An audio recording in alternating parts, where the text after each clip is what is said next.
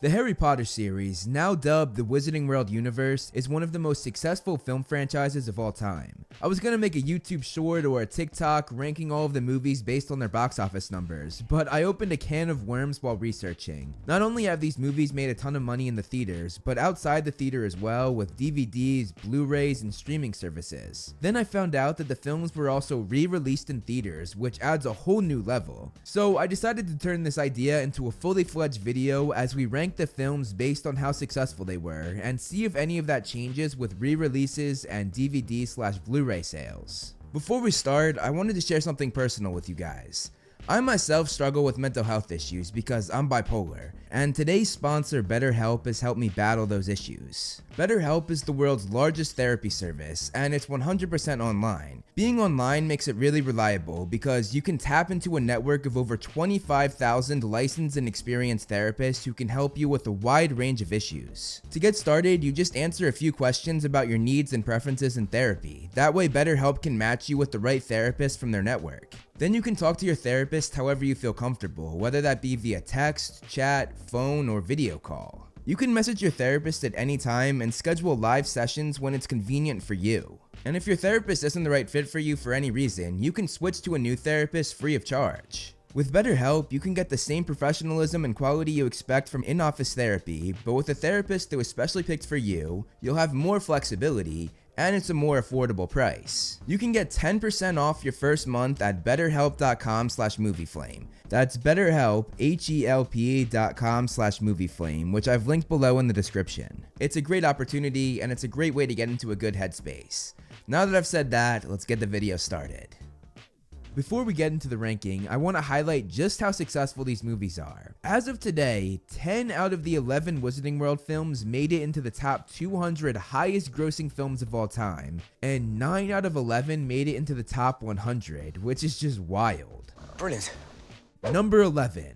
The lowest grossing film in the Wizarding World franchise is the most recent one, Fantastic Beasts: The Secrets of Dumbledore. Between the J.K. Rowling drama, the Ezra Miller drama, and the awful handling of Johnny Depp, the movie flopped big time, being the lowest grossing film in the franchise by a lot. Upon its initial release, it made $404.56 million and is the only one in the franchise that did not crack the top 200 highest grossing films of all time. Number 10. The second lowest grossing film in the Wizarding World franchise is Fantastic Beasts: The Crimes of Grindelwald, which most would say is the worst in the franchise. The great gift of your applause is not for me.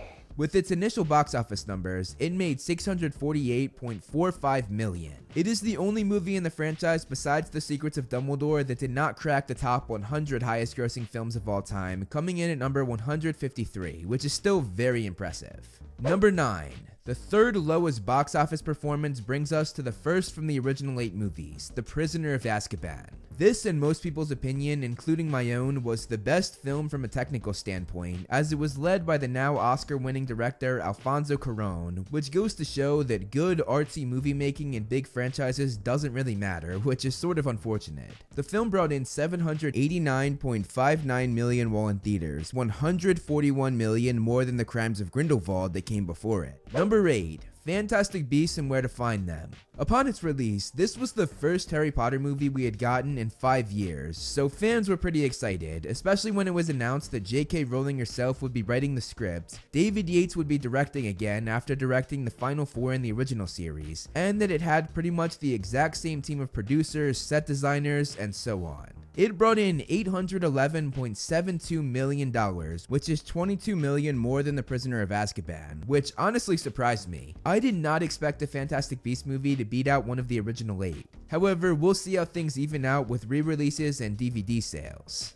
Number 7, we have the second film in the franchise, The Chamber of Secrets. The movie ended up making $874.95 million upon its initial release, which is a whopping $63 million more than Fantastic Beasts and Where to Find Them. And looking at just the 8 movies, it made $85 million more than The Prisoner of Azkaban, which is a wild drop-off considering The Prisoner of Azkaban was the film that came out after this one. I'm sure the studio was sweating it out when they saw those numbers. Number 6, Harry Potter and the Goblet of Fire, my personal least favorite out of the original 8 movies.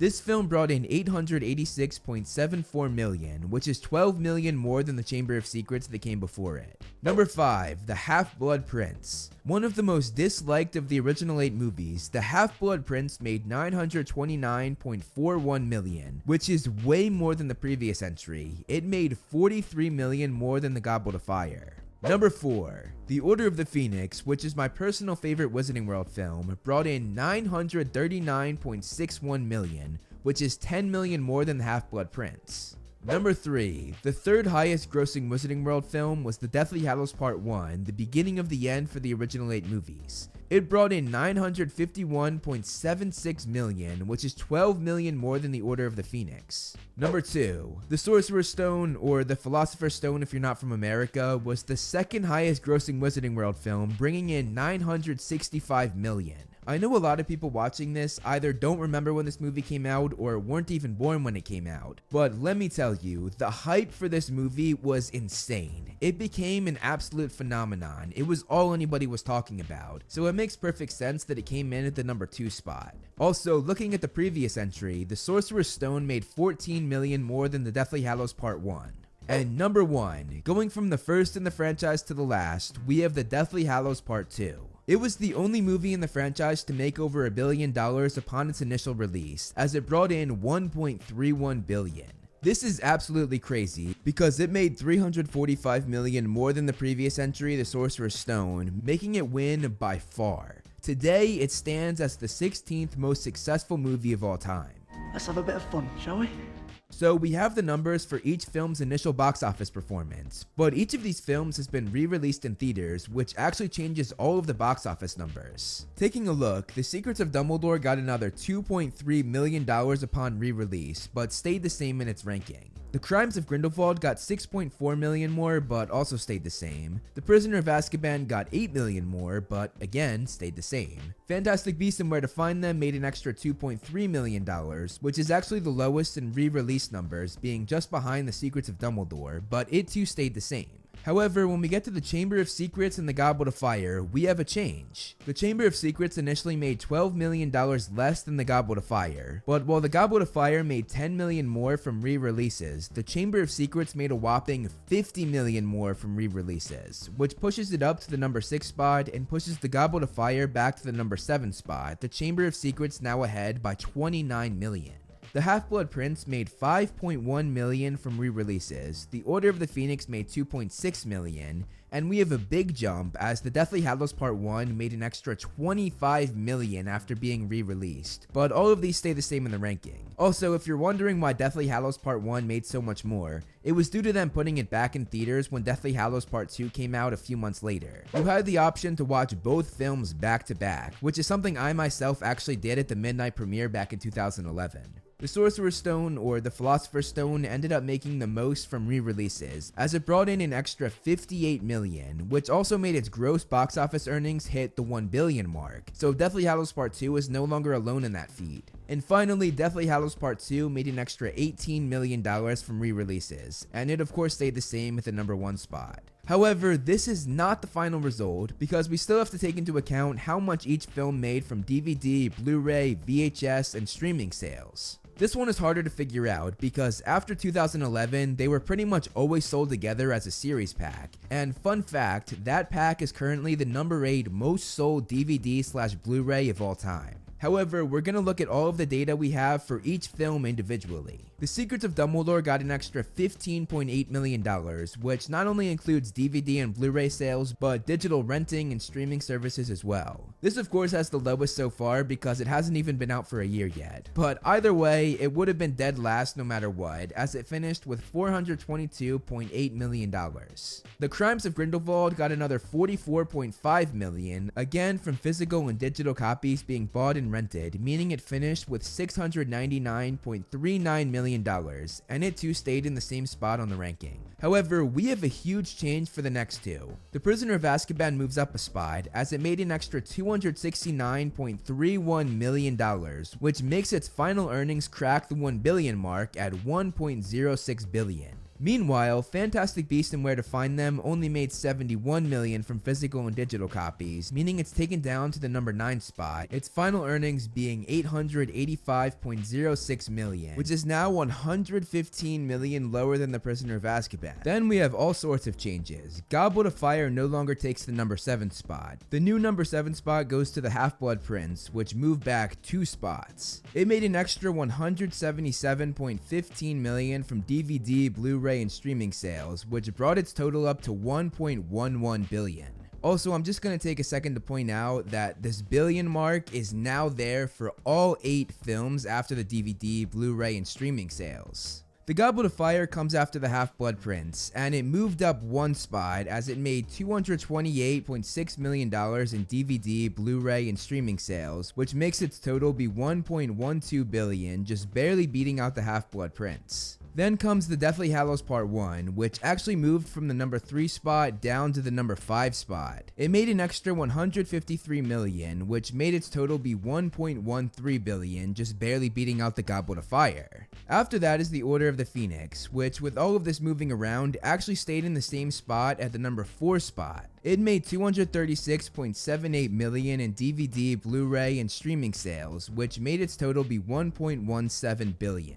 Then, the movie that made everything be shuffled so much is The Chamber of Secrets, which moved from the number 6 spot to the number 3 spot. It made 274.8 million from DVD, Blu-ray, and VHS sales. Yeah, this movie is old as hell. This huge spike in DVD, Blu-ray, and VHS sales of course makes sense because the film came out in 2002. It had many more years to sell itself on the shelf. Also, this was back when Blockbuster was still around, which of course would have sold and rented so many more copies. The Sorcerer's Stone made an extra 268.41 million, the most by far for DVD, Blu-ray, and VHS sales, which again makes sense as it's the oldest movie, meaning it had the most time to do so. The Sorcerer's Stone finished with $1.31 billion and stays the same on the ranking, the Sorcerer's Stone being the number 2 spot. And Deathly Hallows Part 2 of course stays at the number 1 spot as it made an extra $157.7 million, which brought its total up to $1.49 billion.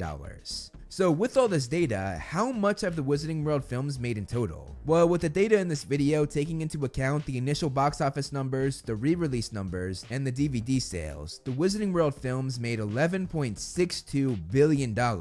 But if you add the box set sales, they made $11.92 billion. Then if you add the Peacock streaming contract, they made $12.17 billion. And if you add the HBO Max streaming contract, they made $12.42 billion, which is absolutely crazy. I'm sure they made a bit more than this with TV rights and all that, but we're just gonna leave it here because it gets too complicated. So $12.42 plus billion is the wild number that we're left with. That is how much the 11 Wizarding World movies made. Thank you so much for watching, guys. I hope you enjoyed the video. You can follow me on Instagram to see more of my personal life, like my cute dog Loki, and some behind the scenes movie flame stuff. I also do similar content on TikTok and Twitter that I do here on this channel, so if you like what I do here, check them out. All the handles are right below me, and links are in the description. Over here are my wonderful patrons. If you want to be featured on the next video, plus get a few other perks, become a patron today. As always, if you liked the video, hit that like button and subscribe, and look out for more great Movie Flame videos on the way.